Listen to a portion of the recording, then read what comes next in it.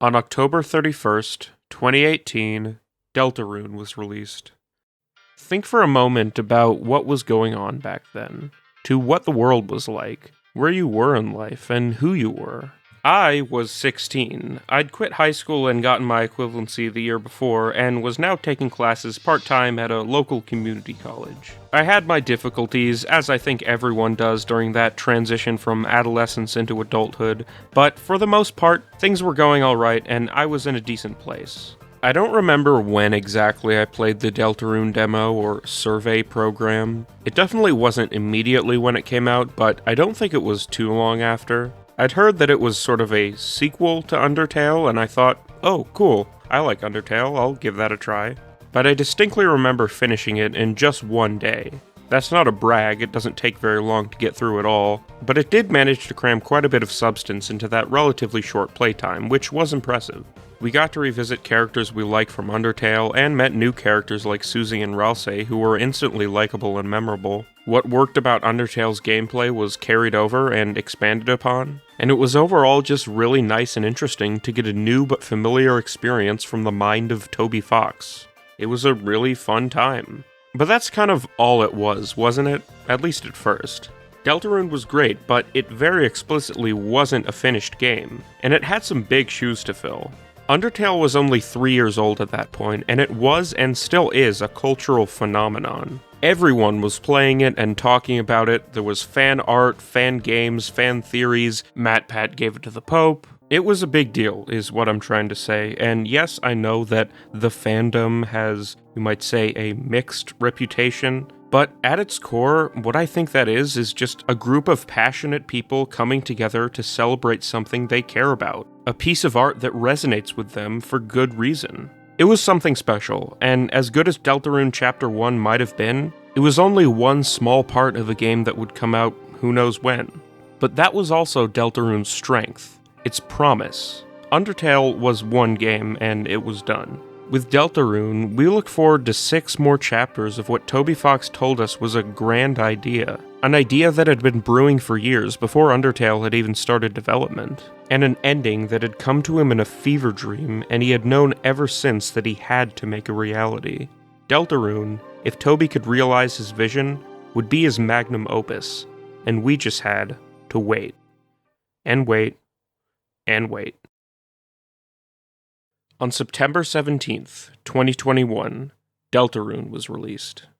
Nearly 3 years had passed since the original demo, and in many ways, the world had become unrecognizable. For most people, the COVID-19 pandemic changed nearly every aspect of daily life. And even a year and a half into it, people were still struggling in so many different ways. I was 19, and had by this point transferred to a full-time university and was living on campus. To be honest, I wasn't doing very well mentally. I'm autistic, and I already have enough difficulty making friends and socializing, but with the challenges of the pandemic and living in a new environment, it was really hard, and I felt incredibly isolated.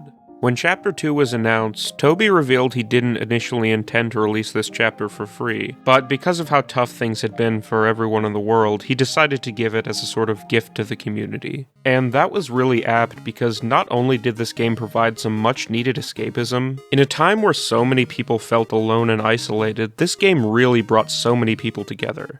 Everyone was talking about it, and there was so much to talk about.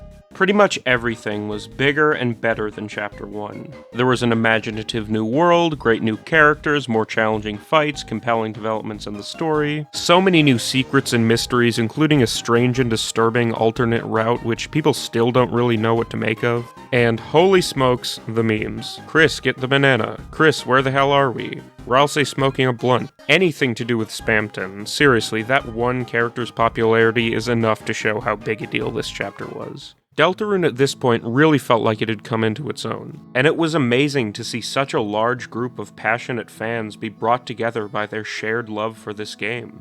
And with that came more anticipation for what would come next. And frustratingly, that anticipation would last quite a long time. As development of the next few chapters carried on, Toby would drop just enough updates and sneak previews to drive the fanbase insane with speculation. Not to mention all the unanswered questions the chapter itself left us with.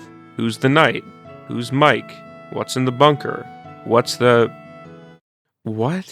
Even after the initial hype cooled down, the fanbase remained enthusiastic throughout the years, and looked forward to what lay ahead. But for the time being, all we could really do was wait. And wait. And wait. On June 4th, 2025, Deltarune was released. The mid-pandemic world that gave us Chapter 2, to say nothing of the pre-pandemic world that gave us Chapter 1, felt like a lifetime ago. So much had happened and was continuing to happen, and the world had become scarier and more uncertain than most of us could ever remember. I was 23. I had graduated from university 2 years prior, and although I still struggled and had a fair deal of mental anguish related to, well, everything, things in my personal life were okay.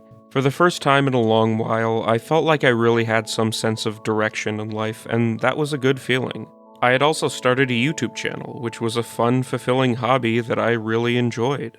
I was very excited for Chapters 3 and 4, and they did not disappoint. Within 15 minutes of Chapter 3, I had already decided this was my favorite chapter so far. That introductory cutscene just electrified the part of my brain that's obsessed with early CG and VHS analog aesthetics and just creepy, weird, creative stuff in general. Tenna as a whole is everything.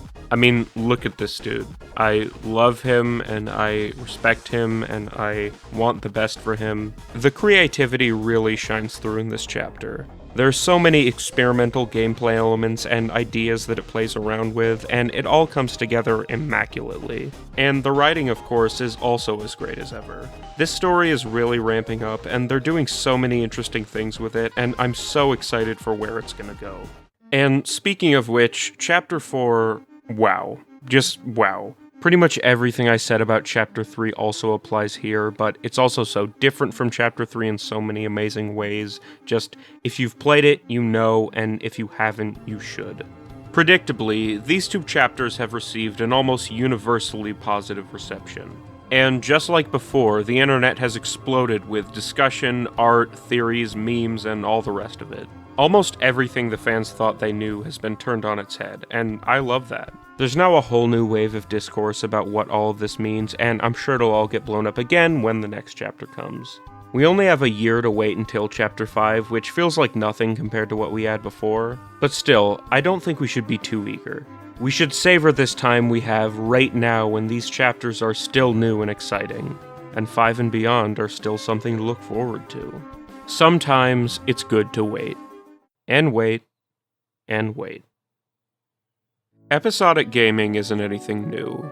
The concept of releasing parts of a game in bits and pieces over some length of time has been done for decades, to varying results. But never before that I know of has this idea been utilized so effectively and in such a meaningful way as it has here. Every time a new chapter or set of chapters is released, we get to rediscover this world, this story, and these characters, like reuniting with an old friend or visiting some beloved location you haven't been to in years. And once it's over, we're given ample time afterwards to sit with it, to discuss what our favorite moments were or what we thought of some new character or gameplay element, to document all the secrets and Easter eggs and theorize on what they might mean, to speculate and debate with one another on what will come next. The memories we make playing Deltarune become little time capsules of what was going on in our lives and what was going on in the world when we played it.